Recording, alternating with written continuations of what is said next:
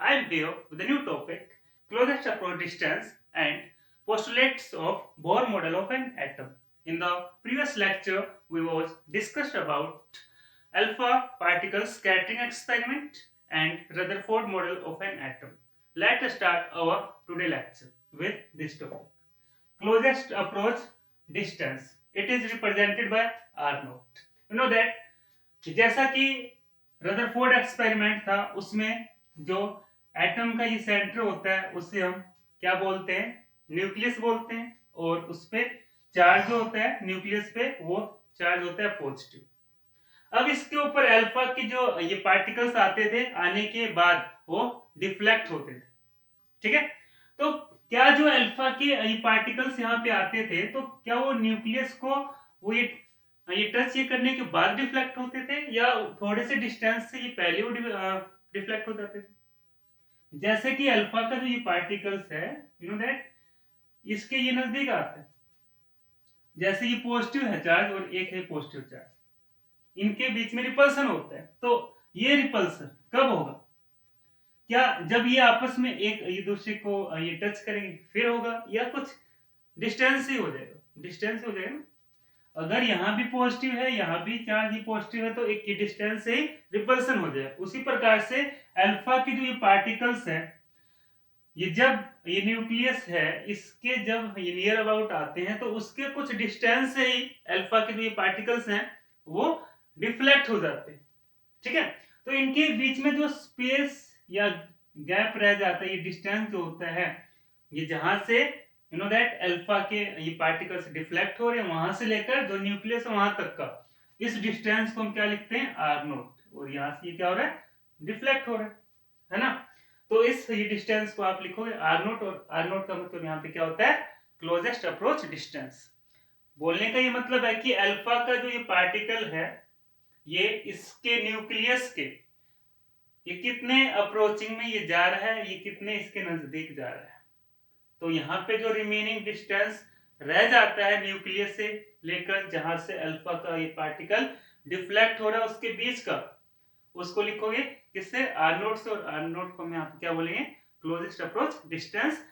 इसको हमने इसके डेफिनेशन में लिखा हुआ है, क्या लिखा हुआ है, the minimum distance between center of the nucleus of the atom to that point where alpha particle just deflected back due to repulsion is called closest approach distance and it is represented by r naught. Okay, now अब यहाँ पे क्या होगा कि जो alpha की ये particles है जब मूव करते हैं तो इनके पास एक एनर्जी होती है, दैट इज काइनेटिक एनर्जी। और ये काइनेटिक एनर्जी यहाँ से ये कन्वर्ट हो जाएगी किसमें, इलेक्ट्रोस्टैटिक्स पोटेंशियल एनर्जी, ठीक है। वो इसलिए बिकॉज जब यहाँ पे ये पार्टिकल मोशन में है तो ये कौन सी एनर्जी हुई, काइनेटिक एनर्जी। अब ये जैसे ही यहाँ पे इसके साथ में रिपल्सन हुआ तो वो रिपल्सन होने से ये चेंज हो जाएगा ये किसमें, इलेक्ट्रोस्टैटिक्स पोटेंशियल एनर्जी में, बिकॉज ये चार्जेस के बीच में रिपल्सन हो रहा है ना। तो हम इसमें लिखेंगे क्या, the kinetic energy of alpha particles are converted into electrostatic potential energy. You know that kinetic energy of alpha particles, kinetic energy किसके इक्वल होता है, हाफ एम v स्क्वायर के, you know that. And electrostatics potential energy किसके equal होता है, electrostatic potential energy, इसको represent करते हैं हम u से, और u इक्वल होता है 2e और v, v यहाँ पे होता है पोटेंशियल, ठीक है। अब आपको ये पता है कि जो ये पोटेंशियल है ये किसके इक्वल होता है, v। Potential v is equal to you know that K Q by R. आप लोगों ने जो इलेक्ट्रोस्टैटिक्स है वहां पे पढ़ा था फर्स्ट यूनिट में, ठीक है।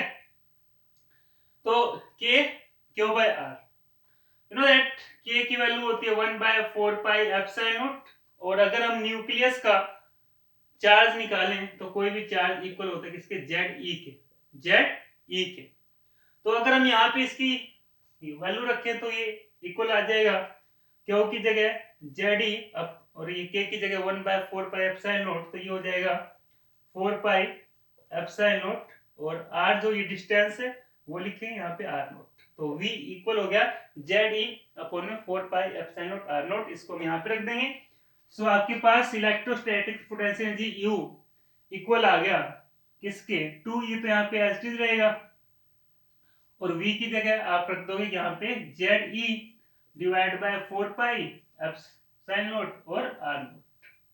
ठीक है, और जब इसको हम एक साथ में लिखेंगे तो ये हो जाएगा 2z² divide by 4πε0 r naught. Okay, now अभी हमने यहां से लिखा ये काइनेटिक एनर्जी किसके इक्वल होगा, इलेक्ट्रोस्टैटिक्स पोटेंशियल एनर्जी के। तो यहाँ पे अगर मैं इसकी वैल्यू रखूं, kinetic energy is equal to electrostatics potential energy. Kinetic energy किसके इक्वल है, हाफ एम स्क्वायर के, you know that, half M square. और इलेक्ट्रोस्टैटिक्स पोटेंशियल एनर्जी किसके इक्वल है ये आपके पास 2z² divide by 4πε0 r note. Find out हमें क्या करना है, आर नोट। तो आर नोट को निकालने के लिए आर नोट इधर आ जाएगा और ये रह जाएगा 2z² डिवाइड बाय 4πε0 और इनटू में क्या रहेगा 1/2m² यहाँ पे आ जाएगा। ठीक है, and it is also equal to energy, because हम यहाँ पे एनर्जी की बात कर रहे हैं, तो यहाँ पे क्या लिख सकते हैं, एनर्जी लिख सकते हैं। तो ये ऊपर तो ऐसे रहेगा और इसको लिख देते हैं हम ई नोट से। तो अगर हम यहाँ पे देखें तो ये क्लोजेस्ट अप्रोच डिस्टेंस का ये फॉर्मूला हो जाएगा r naught is equal to 2z² by 4πε0 e naught. तो आर नोट जो है यहाँ पे, आर नोट क्या है, ये इनवर्सली प्रोपोर्शनल है किसके साथ में, इस एनर्जी के साथ में।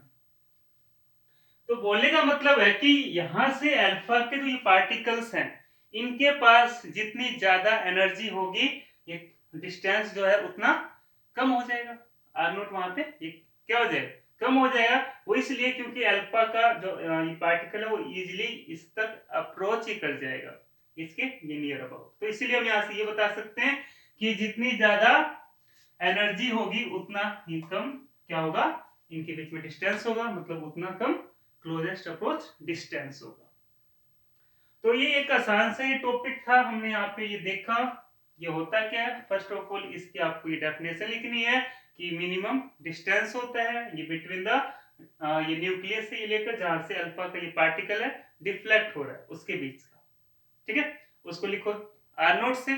इसके बाद यहाँ पे हमने बताया कि जो अल्फा के ये पार्टिकल्स की ये काइनेटिक एनर्जी है वो ये कन्वर्ट हो जाएगी किसमें, इलेक्ट्रोस्टैटिक्स पोटेंशियल एनर्जी में। तो ये इक्वल हो जाएगा ये kinetic energy half M square के और इलेक्ट्रोस्टैटिक पोटेंशियल एनर्जी इक्वल हो जाएगा 2ev के। v जो ये पोटेंशियल है वो इक्वल होता है कि ये q बाय r, उसके बाद हमने यहाँ पे ये चार्ज की ये वैल्यू रखी ze और r नोट हमने लिखा r की जगह। तो उससे आगे हमारे पास u की ये वैल्यू, u का मतलब यहाँ पे था इलेक्ट्रोस्टैटिक्स पोटेंशियल एनर्जी, वो इक्वल हो गया 2ze² बाय 4πε0 r नोट। ठीक है, फिर हमने यहां से ये बताया कि जो ये काइनेटिक एनर्जी है वो इक्वल हो जाएगी किसके, u के। u है यहाँ पे इलेक्ट्रोस्टैटिक्स पोटेंशियल एनर्जी, यहाँ पे ये दोनों की आपको ये वैल्यू रखनी है और r नोट यहाँ से इक्वल आ जाएगा 2z² अपॉन 4πε0 और e नोट। और r नोट जो है यहाँ पे इस e नोट के साथ में क्या रहेगा, इनवर्सली प्रोपोर्शनल। तो ये आपका ये टॉपिक था क्लोजेस्ट अप्रोच डिस्टेंस। इसके बाद हम पोस्टुलेट्स देखते हैं बोर मॉडल के, तो इसे आप नोट कर लें, उसके बाद हम उसके पोस्टुलेट करते हैं। ओके, और next topic is postulate of bore atom model. जैसा कि रदरफोर्ड ने तो न्यूक्लियस की डिस्कवरी की थी और वहां पे रदरफोर्ड ने बताया था कि जो इलेक्ट्रॉन्स होते हैं वो randomly you know that nucleus के अराउंड रिवॉल्व करते हैं।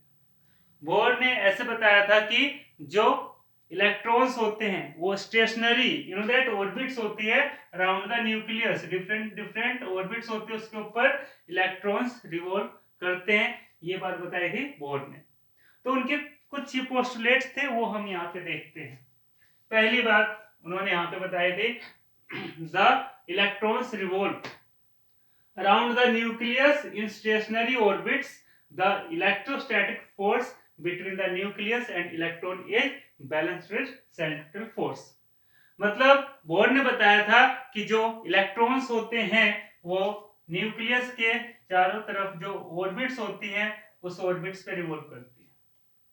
दूसरी बात उन्होंने इसमें ऐसे बताई थी कि जो न्यूक्लियस है और जो इलेक्ट्रॉन्स है जो अलग अलग ऑर्बिट्स पे रिवॉल्व कर रहे हैं उनके बीच में फोर्स लगता है, बिकॉज जो न्यूक्लियस है उस पर तो चार्ज पॉजिटिव हो गया और जो इलेक्ट्रॉन्स रिवॉल्व कर रहा है उस पर चार्ज नेगेटिव हो गया। तो सिंपल सी है बात कि यहाँ पे इलेक्ट्रोस्टैटिक फोर्स लगेगा और जो ये इलेक्ट्रोस्टैटिक फोर्स है उसको बैलेंस कर रहा है कौन? Centripetal force.